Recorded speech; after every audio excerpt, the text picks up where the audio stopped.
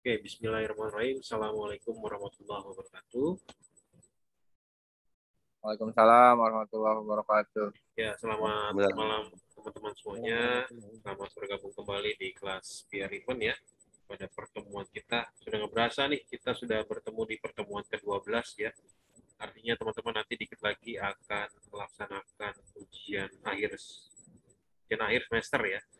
Lanjut nih ini angkatan berapa sih? 2000 berapa ya? 2019 ya?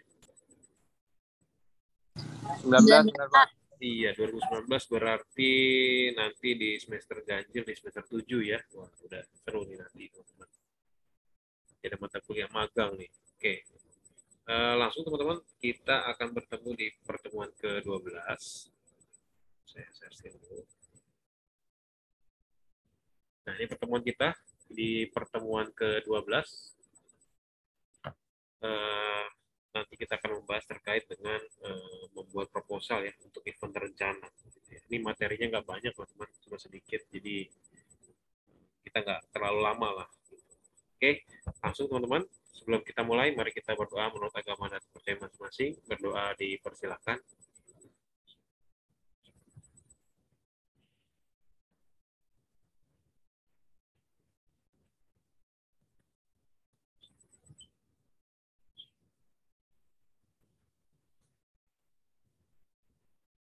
Robi Israeli Sadri, wa Yasirli Amri, wa Rohdatan Minisani Yafrotolik. Oke, lanjut. Ini kita di pertemuan ke-12 dengan tema atau dengan pembahasan kita membuat proposal untuk event rencana ya. Nah, di sini teman-teman nanti terkait dengan membuat proposal gitu ya secara PR event rencana.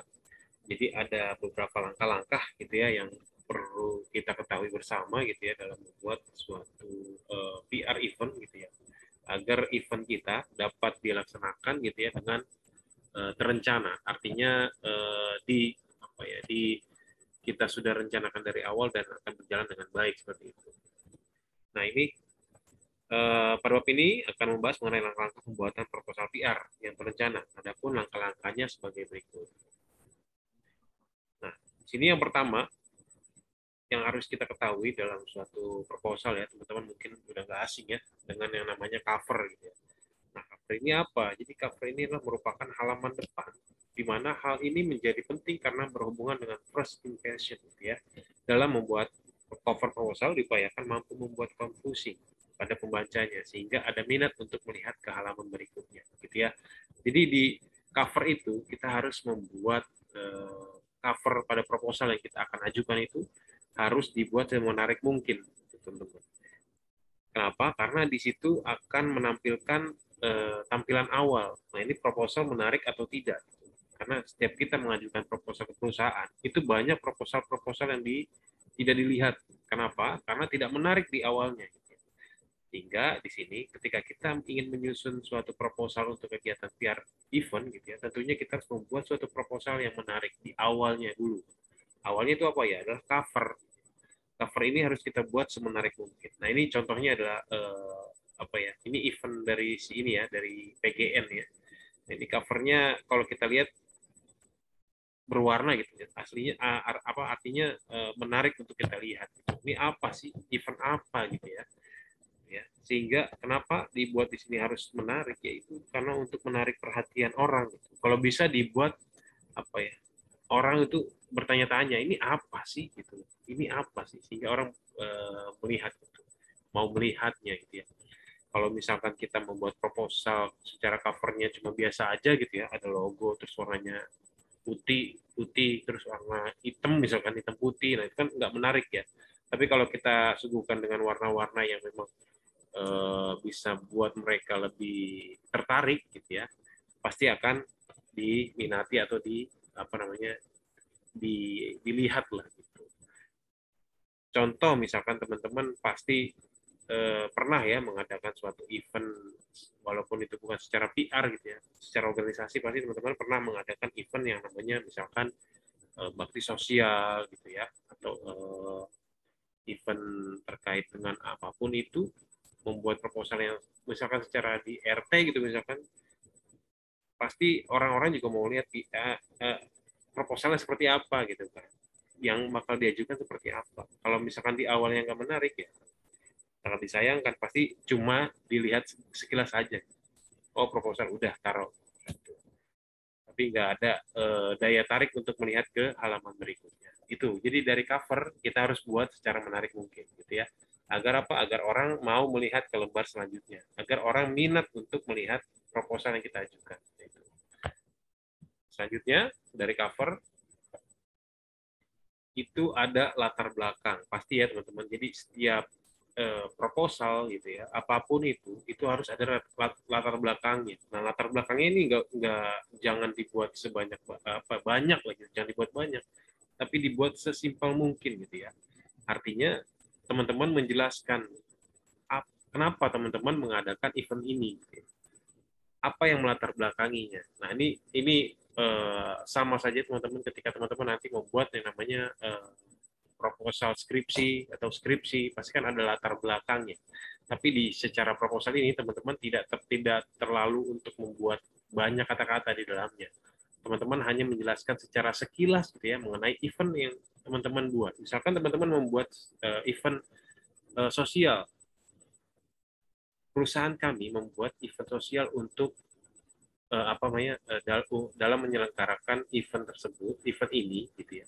Kami mengundang itu, kami apa ya namanya istilahnya kata-katanya itu untuk memeriahkan ulang tahun misalkan perusahaan kami, sehingga kami mengadakan event sosial, bakti sosial dalam rangka menyambut baik gitu, dalam rangka bersilaturahmi dengan para warga atau masyarakat di lingkungan perusahaan atau lingkungan organisasi, lingkungan pabrik dan segala macamnya. Nah itu teman-teman harus dibuat juga seperti itu latar belakangnya. Ketika teman-teman memang udah membuat latar belakang tersebut gitu ya, maka selanjutnya adalah objek atau event objek. Nah objeknya ini siapa teman-teman? Kalau di bahasa Indonesia kan ada SPOK ya, SPOK ada objek keterangan gitu kan. Nah di sini objeknya siapa? Kalau kita di sini di secara PR ini gitu ya, kita sebagai pembuat proposal berarti kita adalah subjeknya atau pelaksananya. Objeknya itu adalah tujuan kita gitu ya. Hal ini perlu diingat oleh seorang PR adalah tujuan utama dibentuknya PR event gitu ya, adalah untuk, nah ini tujuannya pasti ada 3 gitu kan, tujuan kita. Tujuan objek atau tujuan dari seorang PR itu 3 ya teman-teman, harus diingat. Nah ini jangan sampai ketukar gitu, jangan sampai ketukar untuk event kegiatan pemasaran juga. Jadi kalau misalkan kita memang mengadakan secara event PR ya berarti kita tidak mengundang atau tidak mengandung profit di dalamnya gitu ya. Kalau gampang itu ya kita sosial lah gitu ya, sosial. Untuk apa ya? Untuk ini, untuk 3 tujuan kita. Dan objeknya pun juga harus jelas gitu. Siapa? Misalkan masyarakat sekitar, ya udah berarti masyarakat sekitar. Untuk apa ya? Kita untuk membuat event yang memang untuk membentuk ini 3 tujuan dari seorang PR, tidak untuk ini. Kalau kita membuat proposal secara PR event tapi kita malah objek event kita untuk ini, nah ini salah gitu. Kenapa? Karena ini adalah untuk pemasaran atau untuk marketing gitu ya. Kalau kita untuk tiga tujuan ini, membangun citra, membangun reputasi, dan menciptakan mutual understanding, itu udah jelas bahwa itu adalah event yang diadakan oleh seorang PR.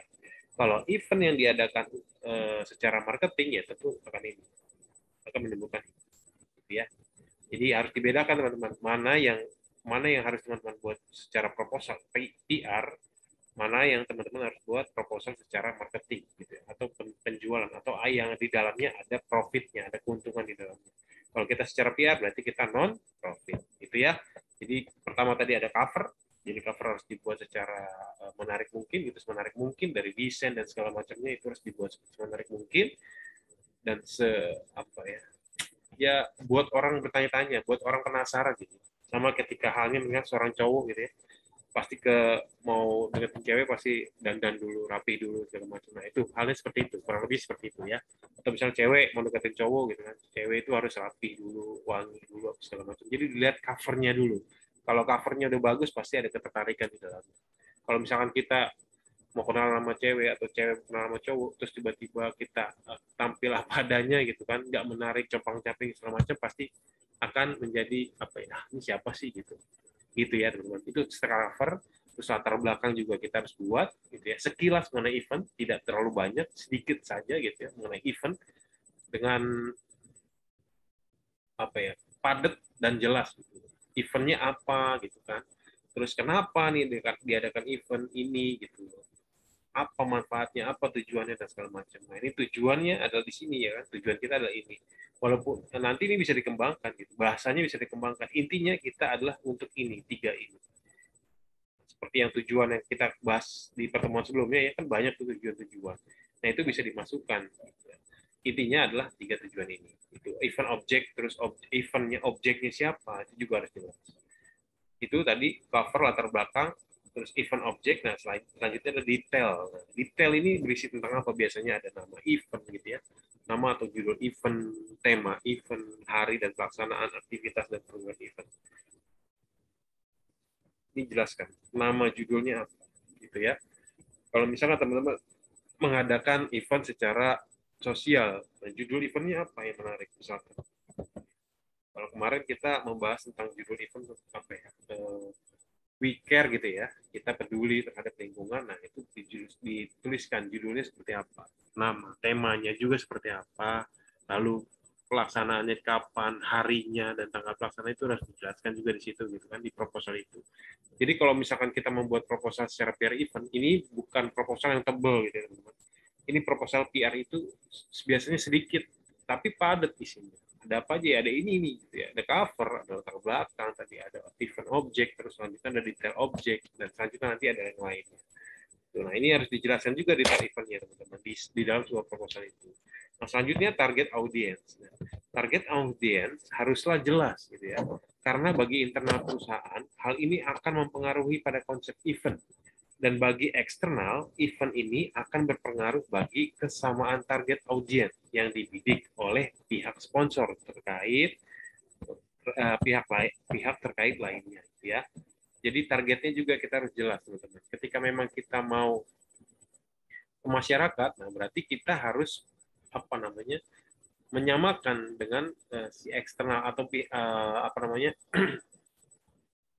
audien untuk si eksternalnya juga. Kalau misalkan kita untuk masyarakat, terus kemarin kan kita bahas terkait dengan bocoran pipa gitu ya, permasalahan. Target audien kita siapa? Misalkan masyarakat, ya berarti kita misalkan event itu secara kesehatan, berarti kita mengundang BPJS. Kemarin kan ada BPJS dan segala macamnya. Nah, itu BPJS itu adalah pihak stakeholder gitu ya, pemangku kepentingan juga. Stakeholder dari BPJS itu kan adalah masyarakat gitu ya. Jadi kita saling berhubungan satu sama lain gitu. Jadi target audiens kita sama. Perusahaan apa namanya, perusahaan ingin membangun citra, ingin membangun reputasi dengan masyarakat sekitar gitu ya. Masyarakat sekitar, ketika event itu dilaksanakan atau event itu berjalan dengan baik, maka kita punya nama baik secara perusahaan. Dan di pihak eksternal atau bagi stakeholder nantinya yang akan kita ajukan proposal kita, nah itu juga harus jelas audiensnya. Misalkan kalau misalkan kita masyarakat, terus BPJS juga butuh orang untuk butuh apa namanya, stakeholder si masyarakat itu. Nah, itu saling berhubungan. Jadi kita sebagai perusahaan ke masyarakat, masyarakat bisa ke BPJS atau BPJS ke masyarakat. Gitu. Dari BPJS bisa ke masyarakat. Dari masyarakat atau dari kita bisa ke BPJS dan segala macam. Itu saling berhubungan. Jadi target audiensnya itu harus jelas antara kita, masyarakat, misalkan tadi ya kebocoran pipa kemarin ya, terus dengan si pihak yang akan kita kerjasamakan atau orang yang akan kita ajukan proposal, perusahaan yang akan kita ajukan proposal. Jangan sampai salah gitu ketika kita ke masyarakat tapi kita misalkan mengundang apa ya, apa misalkan bom nuklir gitu kan, nggak mungkin gitu ya. Perusahaan yang membuat nuklir kita ajukan untuk proposal acara kita, kan nggak mungkin untuk ke masyarakat gitu ya. Bisa juga, tapi ya berhubungan acaranya seperti apa. Kalau misalkan acaranya untuk pengetahuan, ya bisa juga diundang gitu ya. Atau proposal itu kita ajukan kepada apa namanya, lembaga keamanan misalkan, itu bisa juga gitu ya. Tapi memang harus jelas.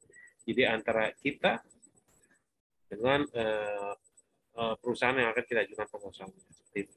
Nah, selanjutnya adalah komite. Komite itu apa? Komite itu adalah panitia event yang perlu menyampaikan siapa saja yang akan bertanggung jawab pada masing-masing pekerjaan pada suatu event tersebut. Jadi di proposal itu ada juga namanya susunan panitiaannya. Ya. Ada penanggung jawab misalkan, terus ada penanggung jawab ketua pelaksana, sekretaris bendahara dan segala macamnya itu ada juga di dalam suatu proposal tersebut.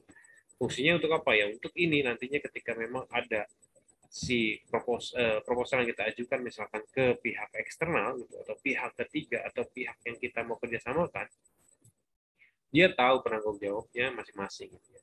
Misalkan penanggung jawab peralatan nih contohnya ya, penanggung jawab peralatan siapa? Nah, berarti ketika nanti misalkan kita berhubungan dengan apa perusahaan yang penyedia jasa misalkan, nah dia berarti nanti yang akan bertanggung jawab tentang peralatan itu. Gitu. Jadi mudahnya untuk melihat atau memperlihatkan kepada pihak lain atau pihak ketiga untuk bisa melihat siapa saja penanggung jawabnya, gitu teman-teman. Jadi harus jelas juga komitenya, harus jelas juga susunan panitiaannya seperti apa. Itu tadi yang pertama adalah cover, terus latar belakang, lalu ada event object, yang keempat ada detail event, lalu target audience, dan yang keenam ada komitmen. Nah, selanjutnya, dan di sini ada budgeting. Budgeting juga biasanya ada, memang selalu ada di dalam suatu proposal. Biasanya kalau kita memang secara pihak, nah kita akan bekerja sama dengan pihak keuangan harusnya, ya. Jadi secara PR kita mengetahui atau kita misalkan menjelaskan, nanti yang menjabarkan adalah si pihak atau bagian keuangan, karena dia yang mengerti, gitu ya, atau paham terkait dengan keuangan misalkan, ya, budgeting. Kita hanya menjelaskan saja. Tapi secara PR kita juga harus tahu untuk apa ya, untuk karena kita membuat suatu event yang terencana, berarti kita harus tahu juga budgeting yang terencana itu seperti apa. Biasanya sih memang seorang PR kita harus menjelaskan. Nah, kita akan mengadakan acara ini, kira-kira apa saja yang dibutuhkan gitu. Ini yang dibutuhkan adalah ini. Kira-kira budgetnya berapa? Nah, itu kan biasanya keuangan yang berhubungan dengan itu. Tapi kita hanya menjelaskan dan kita juga harus tahu nih budgetingnya. Dan kita juga harus mengontrol budgeting itu agar tidak apa ya, tidak tidak tidak merugikan lah kasar seperti itu. Walaupun kita event sosial ya bukan berarti kita harus mendatangkan profit, tidak juga gitu. Karena kita PR gitu ya. Nah, kita PR ya kita tidak mendatangkan profit. Intinya kita mengeluarkan uang karena perusahaan itu biasanya memang udah disiapkan uang untuk kegiatan-kegiatan PR gitu. Misalkan CSR gitu ya. CSR itu kan suatu kegiatan yang memang dilaksanakan wajib bagi perusahaan untuk mengadakan CSR. Nah, CSR itu jangan salah teman-teman. CSR itu semua perusahaan tuh punya dan itu ada anggarannya gitu ya. Nah, siapa yang menggunakan dana itu ya? Ini si PR kita sebagai PR. Nah, jadi kita memanfaatkan uang tersebut sebagai PR untuk 3 tujuan kita tadi, gitu kan? Membangun citra, membangun reputasi, dan mutual understanding seperti itu. Itu secara budgeting. Nah, kalau dari budgeting ini juga kita harus mengetahui untuk bekerja sama dengan bagian keuangan, tentu kita harus juga tahu tujuan kita tiga tadi gitu kan. Kalau misalkan sudah dari tujuan kita sudah dapat, tujuan kita sudah ketahui, maka kita dapat menyusun budgetingnya seperti apa, dan pihak keuangan juga mudah nanti untuk merincikan dan macam seperti itu. Nah, terakhir ini ada closing. Nah, closing itu penting juga teman-teman. Jadi jangan cuma ibarat kata terima kasih atas kerjasamanya, kami ucapkan terima kasih gitu kan, itu dikit banget, tapi harus diselipkan kata-kata yang memang membuat mereka tuh ketika mereka memberikan uang kepada kita, mereka senang, mereka mendapatkan nilai lebih dari proposal kita. Kalau misalkan ya saya memberikan uang kepada salah satu di antara teman-teman, ya, tapi teman-teman cuma ambil terus cabut gitu kan, itu kan satu hal yang tidak enak gitu.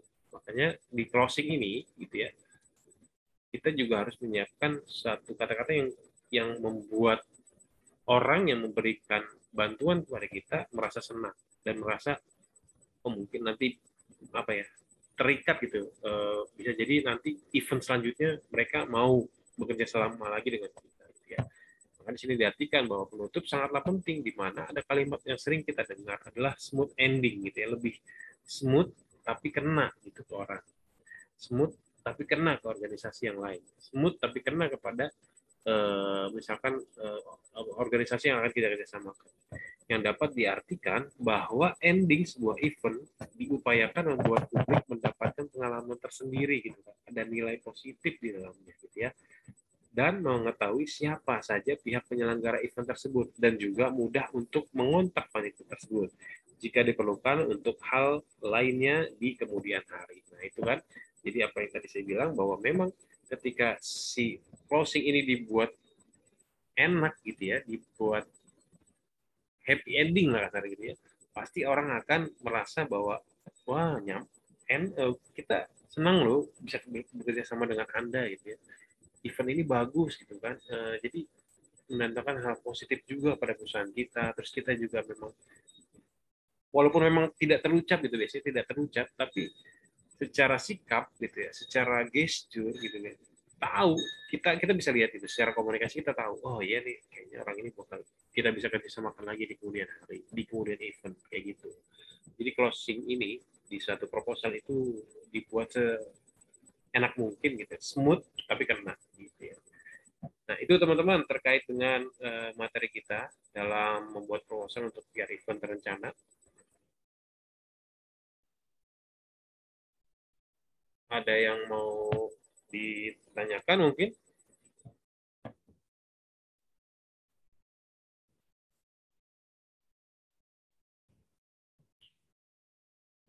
Yuk, yuk. Atau sudah cukup jelas? Jelas Pak, jelas. Jelas Pak. Pak. Kayaknya pada nggak semangat, kenapa ya? Nggak semangat ya? Udah saya. Oke, teman-teman. Kalau memang, ayo saya buka lagi lah. Ada yang mau bertanya atau memang ini?